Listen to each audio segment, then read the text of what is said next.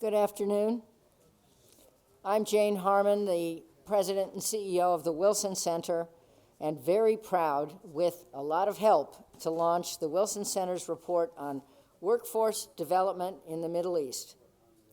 It was put together by experts involved in our Middle East program, Kent Hughes, Alex Farley, and Merissa Khurma, Project Director of our Middle East Special Initiatives and part of today's panel, sitting right next to me. But thanks to the MENA region's diplomatic and business communities, including many from the Qatari government, which has been extremely supportive of our work. The workforce challenge is urgent and also very complex. The youth bulge is colliding with the constraints of slow economic growth and investment, which results in ballooning unemployment among young people.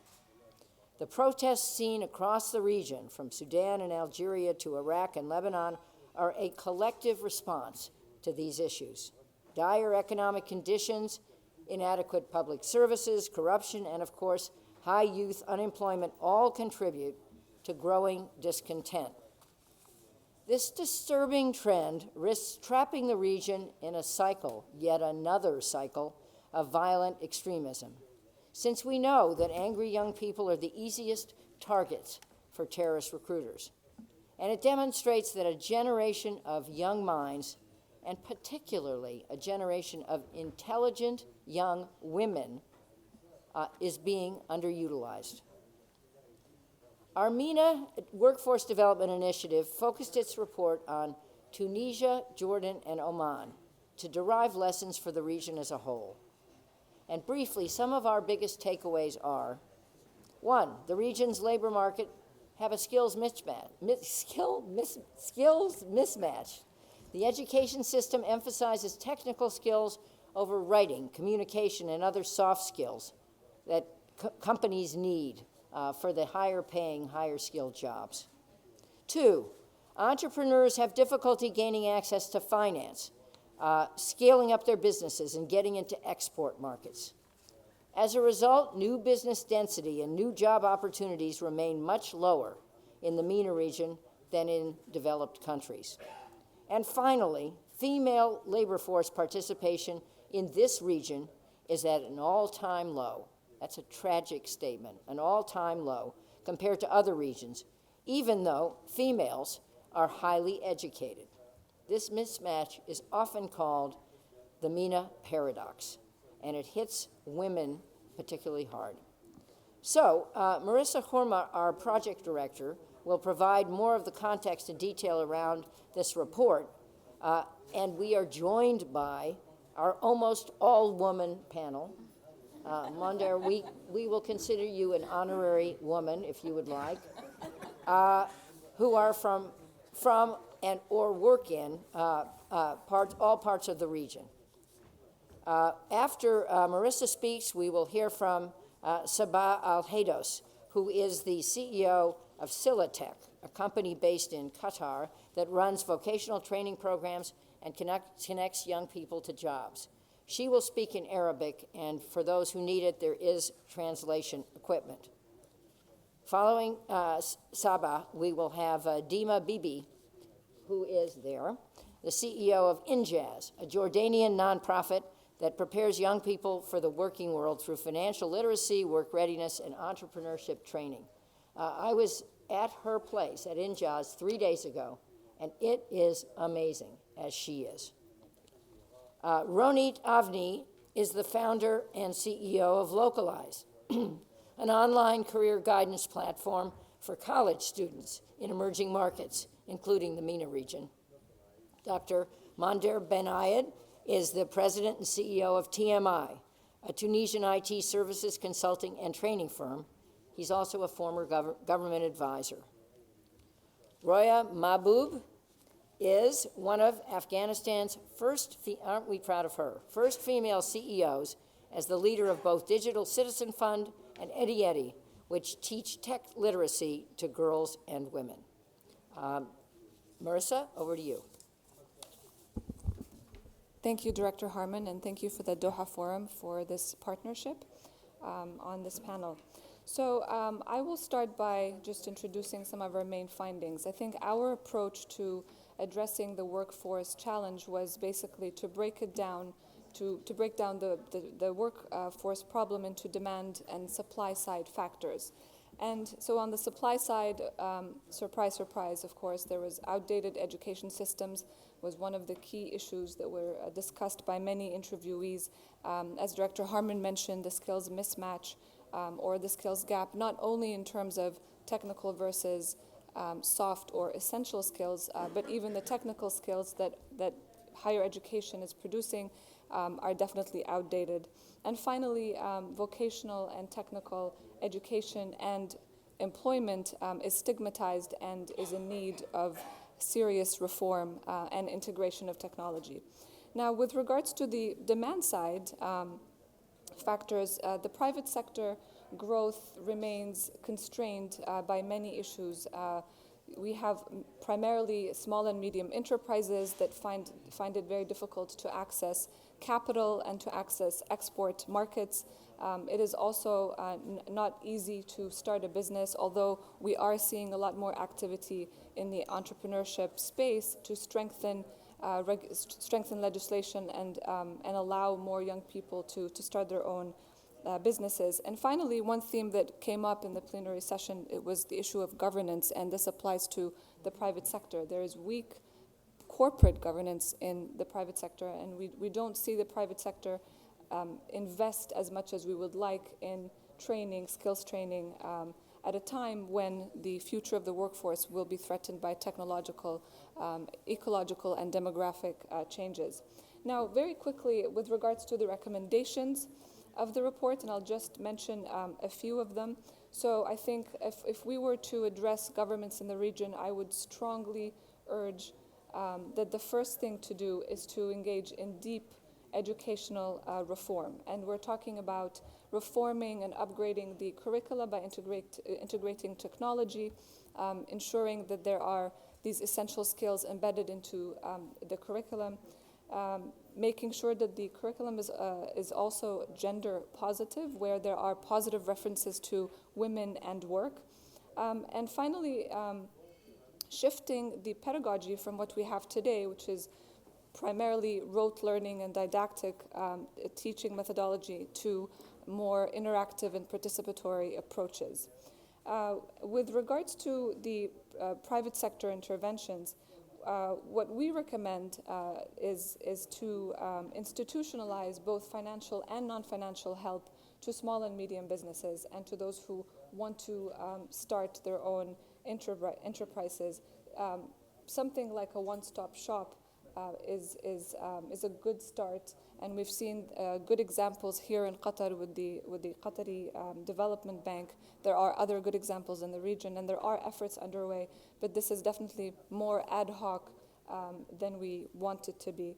And finally, if we are to address the donor community, and many of you here representing donor governments and donor organizations who are engaged in the workforce space, we would say this is, as Director Harman mentioned, an urgent challenge that needs to be addressed. But please work with local governments, with the social sector, with the private sector, not only in implementing projects, but in designing these projects, so from the start, and build capacity on the ground in order for this dependence on donor aid to decrease over time, which is the intention. We want the regional organizations to own the issue. And I will stop right there. So let's start with Sabah and understand that her answer will be in Arabic. Merissa has just outlined a series of problems and a series of reforms involving governments, businesses, and educators. What do you think stands in the way of effective coordination among these groups, governments, businesses, and educators, in the MENA region? Can you share any examples of success? مبدئيا طبعا شكرا على Thank you first of all for والذي أعتقد أنه سيكون إضافة launching this جيدة report. I think it will be a good addition كل الجهود التي تبذل في to تنمية القوى all العاملة سواء في الشرق the الأوسط وشمال efforts أفريقيا وحتى في in العالم the MENA لافتقار region هذه and the world at هذا القطاع large, لدراسات because this جادة sector lacks وموجهة really نحو الحل. serious وأعتقد and أن targeted هذا studies in this الدراسة regard. I think سيكون لها أثر this من study البحث will have an impact واستكمال السلسلة هذه حتى provide more نستفيد من ما جاء في sources هذه for الدراسة. researchers and وستكون for إجاباتي lessons to موجهة be أكثر أو مركزة learned. أكثر فيما يتعلق My بتنمية القوى العاملة على answers الشباب، will be حيث أن focused on the مؤسسة youth more than صلاتك anything تعنى because بتمكين الشباب اقتصاديا Silatech, our واجتماعيا. وكما organization, تعلمون الشباب يمثلون is القطاع there الأكبر في القوى to العاملة help وهم الذي empower يعول the عليهم youth, الحل and because the المستقبلي youth are لتنمية the مجتمعاتهم solution for ومواجهة our التحديات. future فأي حلول to تطرح face في up to تنمية the القوى العاملة challenges بعيدا عن and الأخذ بعين to الاعتبار carry forward the التركيز agenda على for الشباب هي حلول development. أنا أعتقد أنها So therefore, فاشلة. سوري أنا أسف على الكلمة القوية، لكن هي فاشلة بعيدا عن any الشباب. solutions which do not take وحتى لا into نكون account دائما the youth نذكر are doomed to تحديات failure. ونذكر I'm sorry to إشكاليات use this وواقع، term. وكلنا We نعلم أن الواقع always speak لا يمثل about يعني صورة the reality, تبث أمل، the challenges. ولكن أعتقد أن We know the المؤشرات التي لدينا reality في is صلاتك not تبين هناك الكثير very من المحاولات inspiring or وهناك كثير من doesn't المبادرات inspire much التي hope. تبعث الأمل Yet there وقد are تساهم في حل التحديات initiatives التي which تواجهها may القوى contribute العاملة to ويواجهها solving the الشباب problems في faced توفير by the العمل youth المناسب and the workforce in توجهاتهم order to الإيجابية نحو تنمية provide working مجتمعاتهم. opportunities وكما and to تعلمون صلاتك إلى contribute الآن to استطاعت أن development. توفر أكثر من مليون Silatech until now و500 ألف has وظيفة managed to للشباب في شمال provide أفريقيا والشرق 1.5 الأوسط، مما million job دفعنا إلى أن يكون opportunities عندنا طموح for the لأن نصل إلى youth 5 in the مليون Middle كما East, أعلنته مؤسس and صلاتك North صاحب السمو الشيخ Africa. حموزة في And جنيف في as شهر Sheikh 3 أن Hamoza يكون الهدف said لنا in 5 مليون Geneva, في our aim 2022 is to طبعا reach 5 بمساهمة شركائنا million في job دعمنا opportunities. Of course, في this will be تبني in الهدف الذي نتكلم collaboration عنه. with our وقصة النجاح التي partners. نراها كثيرة جدا في There are عملنا. many يعني يمكن success قصة النجاح هي اللي stories that تخلي we عندنا can دائما see, أن and هناك أن success كل ما نقوم به stories أو كل ما are يقوم بها the زملائنا ones الشركاء في which نفس المجال ستصل inspire بنا إن شاء us, الله and إلى حل everything ملموس. we إلى الآن do الحلول or نقدمها our والمبادرات نقدمها partners لا تقلل من do نسبة will البطالة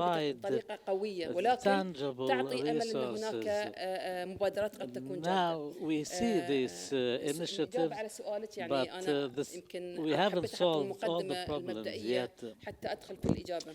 This أنا was أعتقد just الدراسة an اللي أتت بالكثير introduction. I'll come من to your الإجابة على question سؤال now. السؤال اللي تم طرحه لي. The question which العلاقة ما was بين القطاع posed to العام me, the والقطاع الخاص relationship وبين between the مؤسسات private التعليم، sector هذه and the الثلاث public أركان هي sector أركان and التي the هي الأركان المهمة educational أو هي system الأركان are the المحورية. important وهذا السؤال pillars. سؤال عريق، يعني من And the عندما كنت أنا في question is التعليم even إلى in الآن، my وهذا السؤال days يطرح when I في was كل an الحوارات.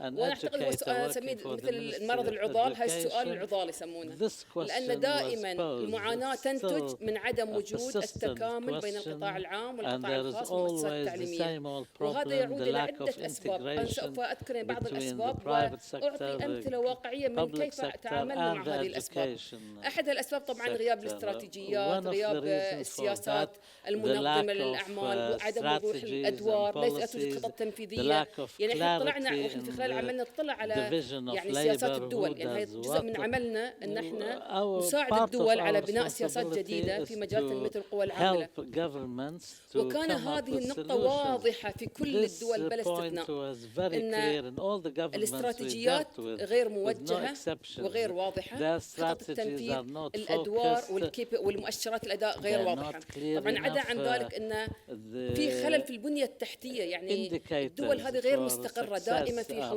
not نزاعات، there. عندهم On top of that, of اقتصاد course, there is the مهزوز، added فدائما element لا يكون فيها بنية of تحتية the مؤسسة، weak ودائما economies يتعاملون مع and the مستجدات، وبالتالي fragility يفقدون of the security الاستمرارية situation, في armed خططهم. conflicts, هذه etc., أحد المعضلات which تواجهها makes الشرق الأوسط governments شمال face a أفريقيا. permanent أنا بعطي dilemma, أمثلة على and إحنا that is كيف كانت لنا بعض الحلول discontinuity in their البسيطة في هذه الدول. planning أعطي and مثال على المغرب. implementation. إحنا في I'll المغرب عندنا give an برنامج example of بناء مهارات Morocco, أو for تنمية example. مهارات الحياتية We والفنية have a للشباب. program in هذا البرنامج Morocco aimed مكون at من ثلاث helping شركاء لنا، youth to وزارة provide السياحة them اللي هو with القطاع skills, العام، سلسلة and we هيلتون are الفنادق partner قطاع with خاص، the Ministry of منظمة Tourism الشباب الدولية، and منظمة NGO International عالمية، Youth وطبعا سلاتك. Organization and استطعنا Silatech أن نسد الفجوة and ما some بين private مخرجات sector التعليم companies. وبين متطلبات Through قطاع this السياحة في program, المغرب. we قطاع السياحة managed في المغرب من to القطاعات fill الواعدة some of the والناشئة gaps والسريعة، in the ولديهم وظائف، ولكن tourism مخرجات industry. التعليم It's an لا يمتلكون upcoming, بعض promising المهارات، قد تكون new sector, مهارات بسيطة and جدا. يعني لا sometimes تفتكرون the لما نتكلم عن skills مهارات أنا required are عميقة أو very تحتاج simple. دراسات، We're not قد talking تكون مهارات about تحتاج some ورشة أو very دورة big, تدريبية deep تتجاوز شهر أو شهرين، things that can أو شهادة من require الشهادات. يعني training for فكنا months. إن شاء الله الأمثلة It's, بتفيدكم. it's a very impressive answer. نعم، We have a short إجابة time. مثيرة So, للاهتمام لكن وقت. one more point. Yes. No, it's example only. هذا المشروع فقط. طبعا حقق ما يزيد عن This أكثر من project 15,000 achieved وظيفة more للشباب. than وعلى سياقه طبعا في 15,000 مشاريع في فلسطين job وايد كانت كثيرة opportunities for the كحلت youth مشاكل بهالنوعية. يعني in أنا أسف على Palestine الإطالة، بس also, يعني and I'm sorry I took أتوقع too أن much الناس of your تتأمل time, بالأمثلة but أكثر من I الأمور think النظرية. examples شكرا. always provide hope. Thank you. They do, and we wish we had more time. So, Deema, in fact, the visit I made to Injaz was about the obligations of the private sector and how the new jobs will come from the private sector. And this has been already mentioned twice by both speakers. But tell us specifically what Injaz does in terms of teaching financial literacy and teaching skill sets for people who, especially women, I saw young women there, to know how to do startups and be successful. Thank you, Mrs. Chair. Do I have to press anything? No. We didn't need anything, Okay. only.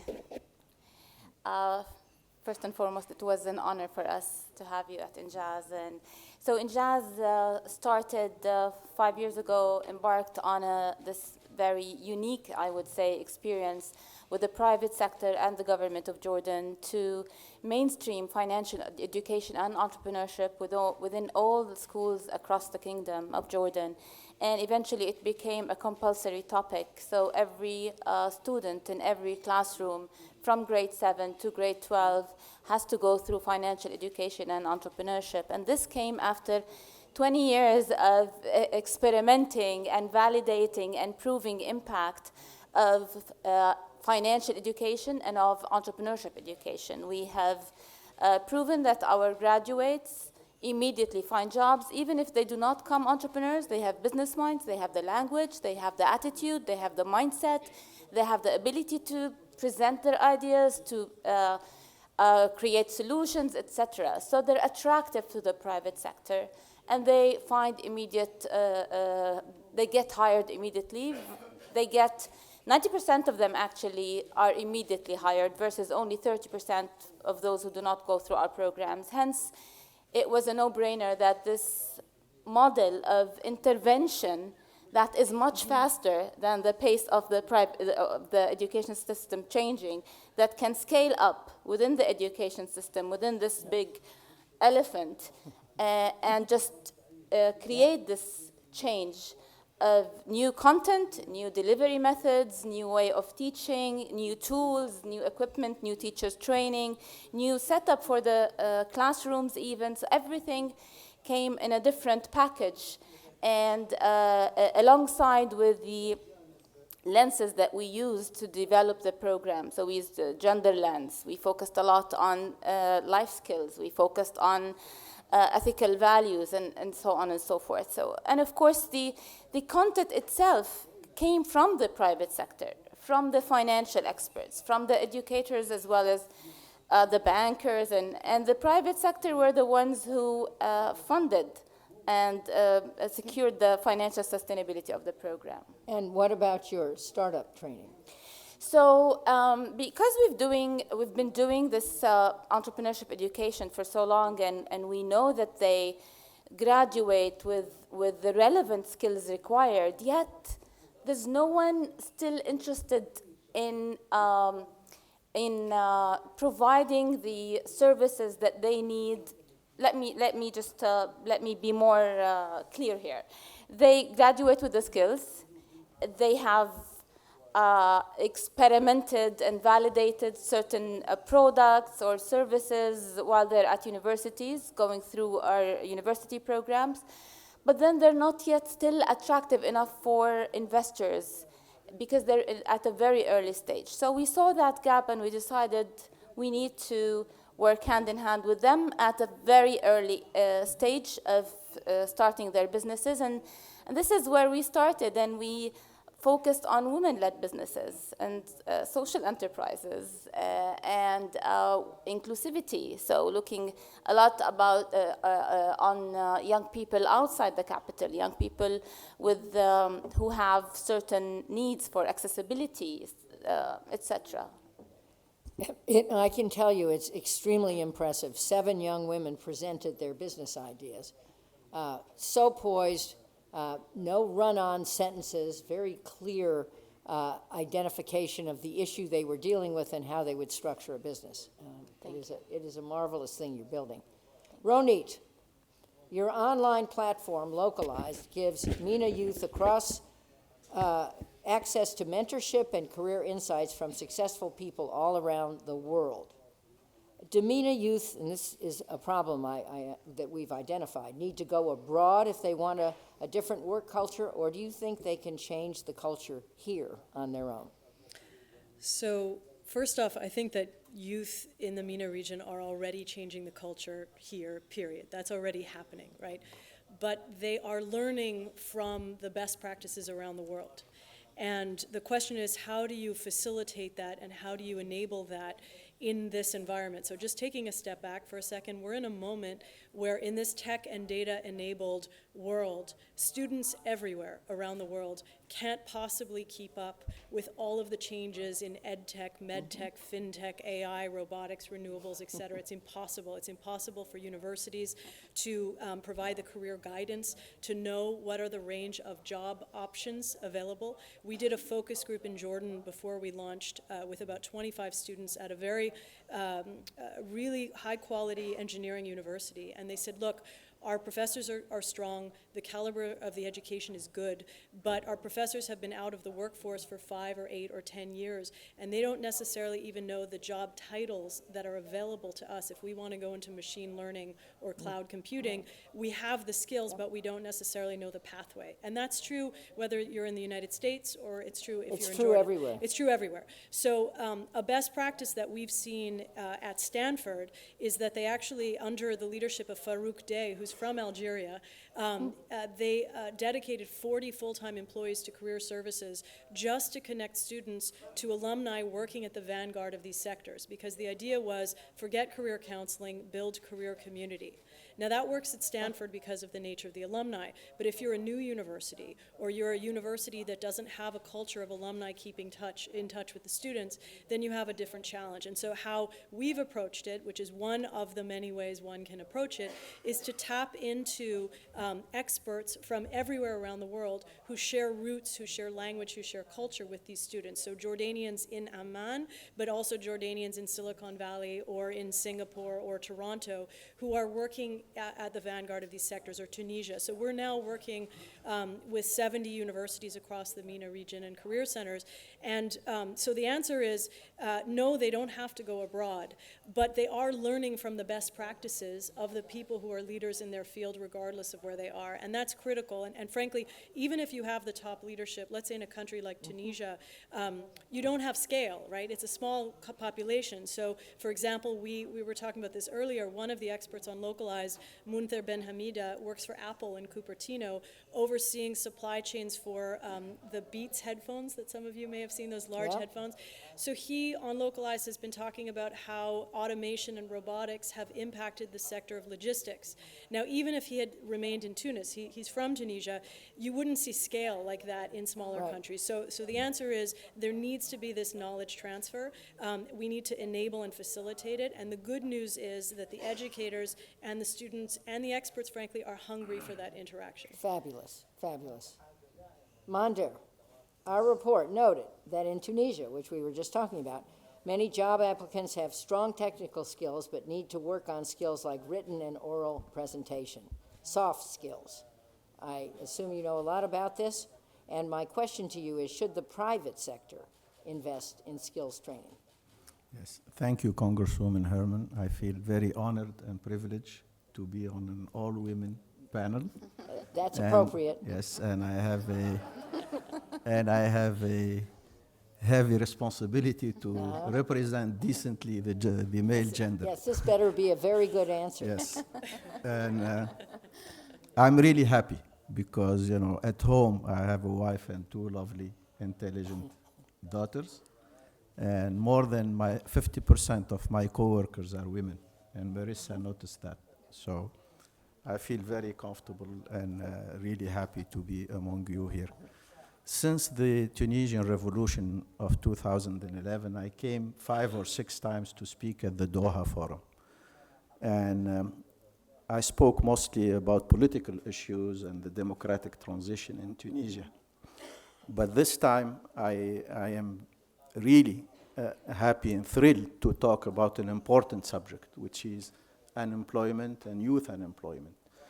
Because when the revolution happened, it had 3 slogans in Tunisia. It has شغل, حرية, كرامة, jobs, freedom, and dignity. So much of what happened by the youth movement in 2011 was about dignity and jobs. And we haven't achieved, unfortunately, much as far as those 2 goals are concerned, although we made some progress on freedom and the political process. So youth unemployment represents 15.5% in Tunisia. And among the 600,000 unemployed today, 250,000 have college degrees, which is a tragedy that needs to be addressed. Obviously, there are reasons for this. I think the most important reason is deeply economic, but I'm not going to address that now because that's not the question. Another issue is the inadequate match between the necessary skills in the job market and the skills that the youth receive during their whole training period. And much of my colleagues as business people complain from the fact that youth that come to the job market have good math skills, have good technological skills, but lack very important soft skills. They are unable to communicate in a good fashion, unable to work in groups with other and interact with other colleagues, and have very poor language skills. And at companies such as the one I'm running, we invest significantly on improving those skills because we want to fructify and use the good skills that our engineers have, and we do recognize those skills, and we use them in order to make profit because my company, for example, does 80% of its turnover in Africa. So we do export actually outside of Tunisia. And we need to develop those skills. The reasons those skills are very poor, however, sometimes is misanalyzed because we say that at the university, we don't teach soft skill courses. We don't have humanities and social sciences enough in engineering schools. But I think that we oversee that even from kindergarten and the primary school, we overburden the students with academic material and give them little time to play and to interact. And they, we know all today that kids learn how to interact socially and how to solve problems probably by playing with other peers than spending 80% of their time on books. Families in Tunisia create what I call professional students, like professional athletes, that compete on grades. So we have excellent students with excellent grades, superior grades, but usually when they come to the job market, they don't succeed as well. It's a valid point. It's true in the United States too, and I'm sure in many parts of Asia. I want to get to our final commentator and ask Roya about women in this almost all-woman panel. We started with the fact that it is a monumental loss when high levels of education among girls do not translate into high female participation in the workforce. We just came from Jordan, where participation is 14%, the lowest in the region, but it's not great anywhere. It's much better in Qatar, but it's not great anywhere. What causes this, and what do we know about things like sexual harassment in the workplace, lack of family-friendly services and child care, and social norms? I'm really interested in this one, in social norms that discourage or prevent women from working. Thank you very much for having me here. You need to speak into your microphone. Thank you very much for having me here first. And I just had an opportunity to read this report, and it was amazing because I see that many of the challenges and barriers that this was mentioned is similar to what is happening in South Asia as well, not only happening in like MENA region, but we all have the similar problems. There are a number of barriers that the female labor force participation in the work. It's created problems that women cannot have jobs in a different environment. And one thing is that is social norms. It is similar in so many of these countries that gender rule is not defined well, and it's starting from the home, I guess, that because the families always prefer the boys still, and even in Afghanistan mostly, that they invested on the boys because I think that they will go and find, they are the person who are responsible to, and that has created a challenge because women even get higher education, they get graduated, but still when they get married, it's always look at them that they have to stay at home and taking care of the child. And that's also another issue is the legal environment. And in many countries it's still that there is no any law that protecting the woman in the work areas. In the public sectors, which is mostly the women in not only in MENA region, but also in Afghanistan, mostly wants to work in education sites and or be as a doctor or in the public sector, but we have very few women who wants to work in the private sectors. The reason is again because of the harassment is happening there, and a lot of the issues they are not protected and they don't allow to if they are born a child, they don't get holidays and vacations, which is still is a problem. And I think that another issue is also for the women that when they do go to the education sites, that they go to the school and university, they don't have enough time to do practical works, which the boys has that time. And that's also created another issues when they graduated. They prefer to find works that is easier for them, that they can also take care of the works at the home and as well take the jobs at the places that they are less needed practice.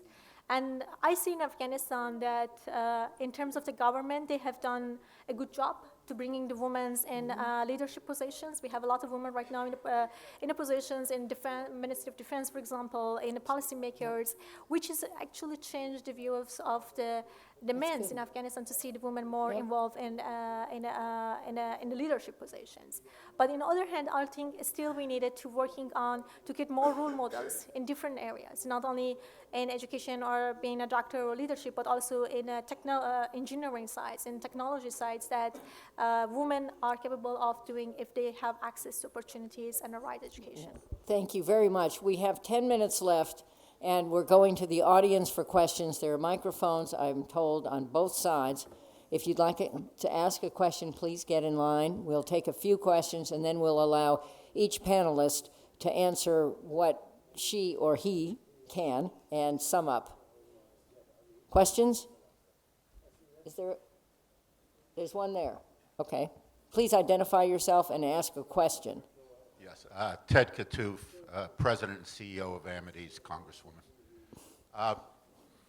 Ahmadis has worked in the region on a variety of different kinds of projects, be it educational capacity building, skills for success, helping to place people in the workforce. One of the projects that I think was most relevant to what's being talked about here is prior to the 2011 revolution in Egypt.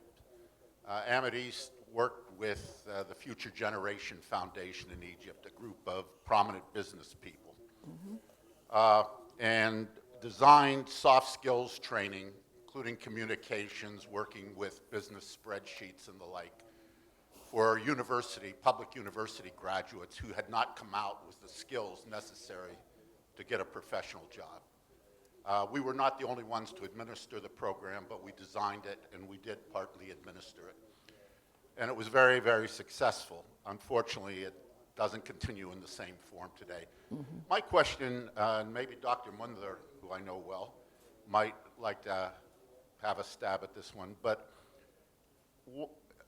I know what you do, Dr. Mondher, in Tunisia, but to the extent that business people in the region complain about students coming out without the skills they want and need, why aren't there more business associations, chambers of commerce that undertake these kinds of initiatives and help fund the kind of training that would help place college or university graduates in good jobs? Good question. Is there a question over here? I'm having trouble seeing in the light. Yeah. Yes, please identify yourself and ask a question. Yeah, I'm Aida Jata from Hamad bin Khalifa University. My question goes to the lady from Afghanistan, if I'm right. Yeah, I just want to, you mention something about the social norms coming from Gambia, Africa. I can relate well to those. So my question is, what strategies do you have in place to deconstruct those social norms that affect women's employability opportunities at that early age? Because I believe there should be that approach of whether including the grassroots communities, whether it's a top-down approach or a bottom-up approach in your interventions. Thank you. Any more questions? Over here on my left, in the back. Hi, Basma Wamani. I'm a professor at the University of Waterloo. Any advice on allyship? You know, a big part of the literature now is about how men can help women, that if we're going to get women involved in the economy more so, and we've clearly heard that there's a lot of capability, but there are a lot of barriers. What can men do? What's your message to Arab men in positions of power, in the business community, in academia, and really specifically, what can they do? And there's lots of hopefully wonderful allies in this room, as clearly being here in the room means that they are allies. And what can they do to make this a lot more of a successful outcome for women in the workplace? Any more? We'll take one more. Ann Patterson. Oh, we have two more. We'll take two more short questions, and then we'll go around the room. Ann Patterson, U.S. Qatar Business Council. I'd like to ask about any of the panelists about retention of females. Often in countries like Jordan and Egypt, actually the Gulf countries have, Qatar in particular, has good retention rate for females. How do you raise the female retention rate in the labor force in countries like Egypt and Jordan? And final questions over here. Thank you. Yes, hi. My name is Adil Kouari from Qatar Development Bank. I've been in the field for a while. Just a note here, for Wilson Center maybe, and for the others, if they agree, MENA is a very big region. I would say that needs for employment for women, it's different within the region. We agree. Yeah, so 3 samples maybe is a small number. So my recommendation maybe zoning to the MENA would be really great. Thank you. Thank you very much. To remind all of us, the question, there were 5 good questions. One is the absence of business associations. The second is strategies for overcoming some social norms. Third is what can men do? I love that one. Fourth is how do we raise the retention of women? And the fifth is the MENA region is large. Wide data, we zoom in on 3 countries. Merissa will answer that one because she's going to speak last. And do we really, did we cover enough of the material? I thought the presenters were great. We're going to answer whatever questions you choose to answer in reverse order.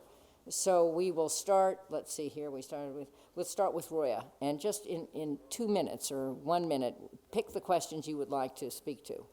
I think that one thing that we are already doing is that changing the social norms by creating role models in Afghanistan, especially in terms of the women in technology. We created a lot of the teams at a young age. We're providing training in technology for them and business skills for them, and then they are actually changed the view of Afghan men on the women's ability in science and many other industries. So because of, we created a team of robotics, which is changing, and many of the men cannot work with a robot even they are graduated from computer science.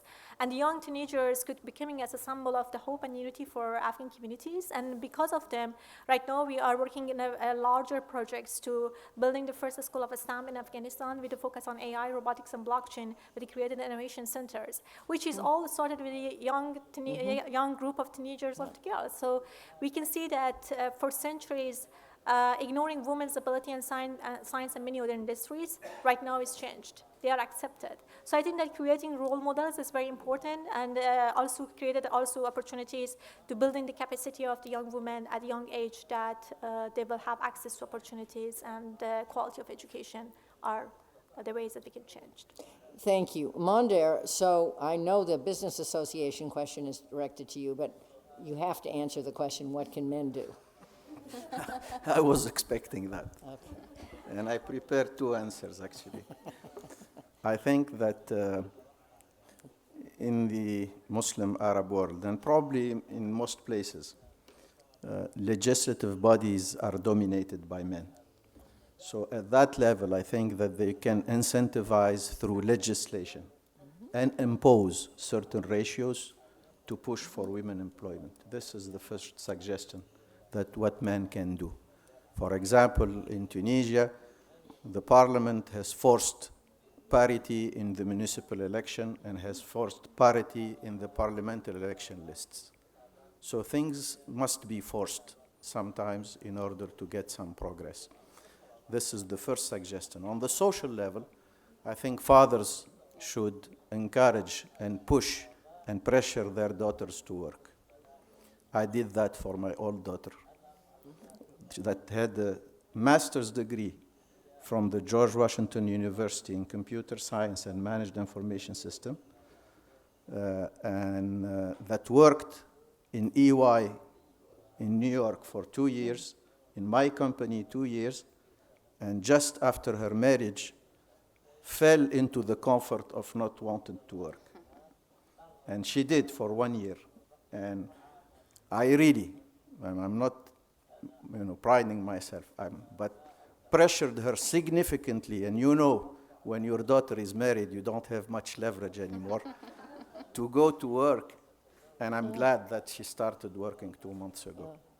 And business associations, do we need more? I think that, businesses are aware, and businesses try to help as far as funding is concerned. They don't do enough. They can do much more in order to try to help on that front.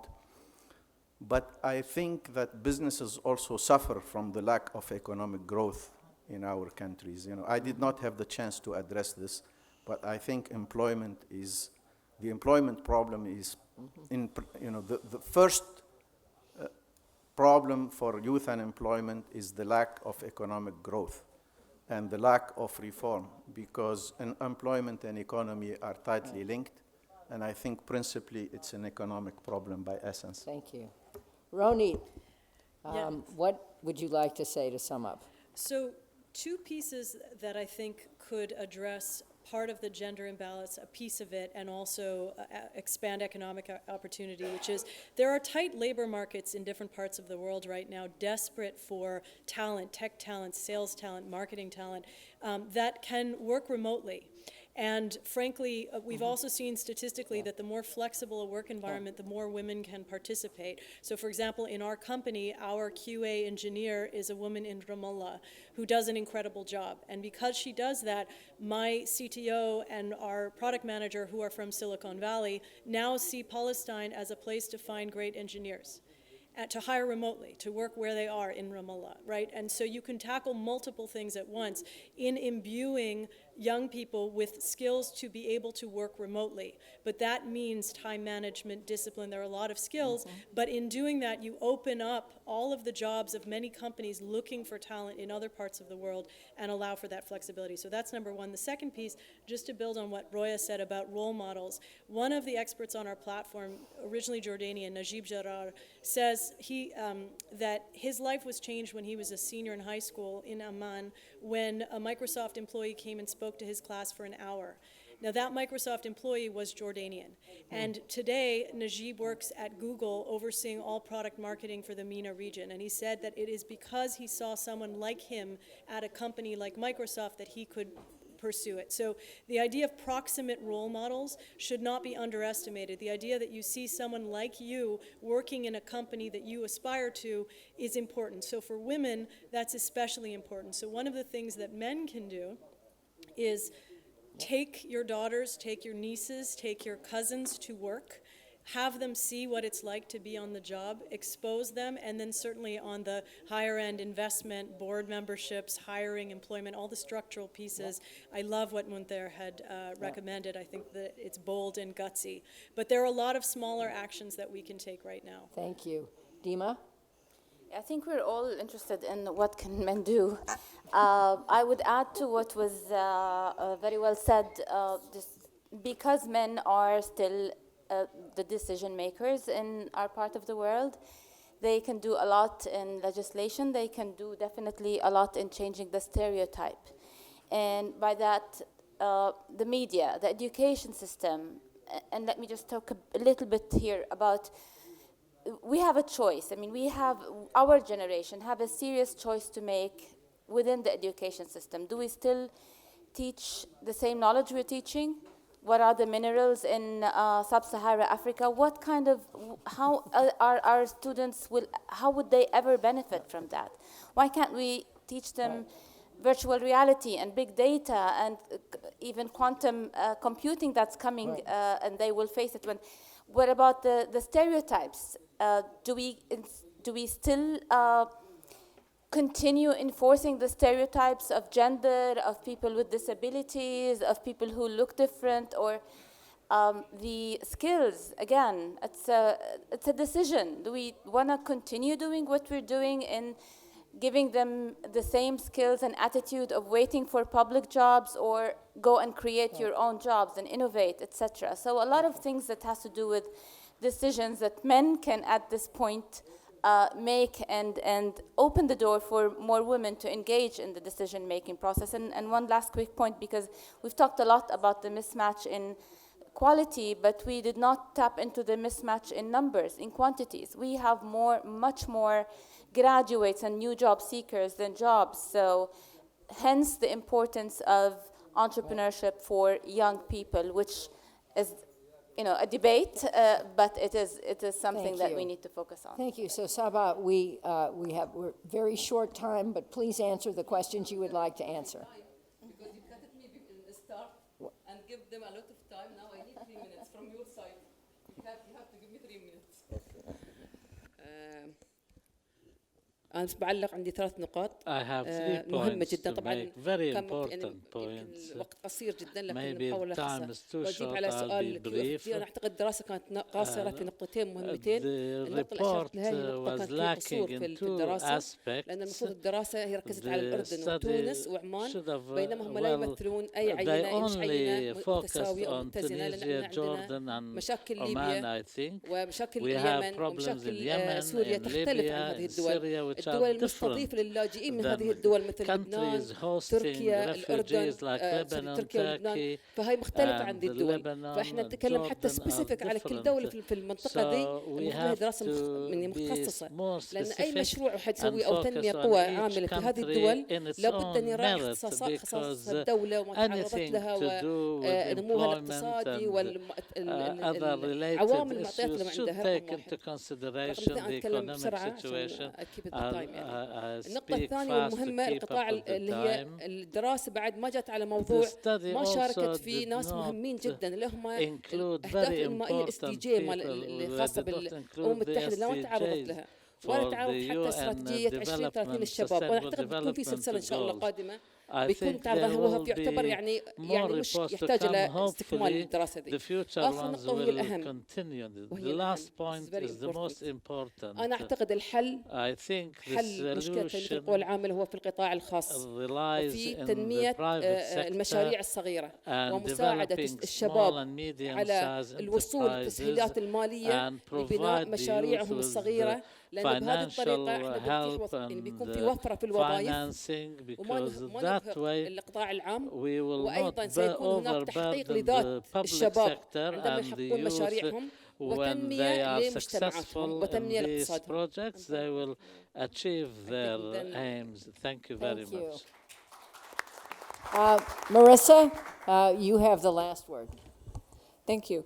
I just want to address a few points. So with regards to the business associations, if I may add, there are a number of business associations in the region, but of course you need to have freedom of association in order to operate properly. So this is something that we heard from business associations. They're also still very young and budding, so they do need capacity building, but they do play an important role. With regards to social norms, if I also may add, in addition to role models, of course, the media, film also play a huge role in deconstructing some of these social norms, and you know, work that you're doing can contribute to sort of storytelling is huge with regards to that. And finally, also with regards to social norms and addressing some of these issues and educational reform, it's about time we start talking about early childhood education. So it's not enough to just talk about sort of first grade or KG to higher education. This is an area that is now being looked at very closely by the World Bank. And finally, with regards to the report, points well taken with regards to this report. This is the first of a series of other reports that we will be conducting. And of course, the one thing to keep in mind is that the countries that are not doing well in the region will bring the region down. And so we need to, the haves have to invest in the have-nots. And that's a message we want to emphasize. Regional cooperation is important. So read our report is the final word, www.wilsoncenter.org, and thank you. Thank you. Thank you all. It's online. Merissa and Alex did a wonderful job of writing this, and we appreciate the comments, both positive and negative, because there are things we can learn. There are certainly things the region can learn. There are certainly things the world can learn. These are, in many ways, universal problems. And wouldn't it be nice if everybody had a father like Mondher? Thank you.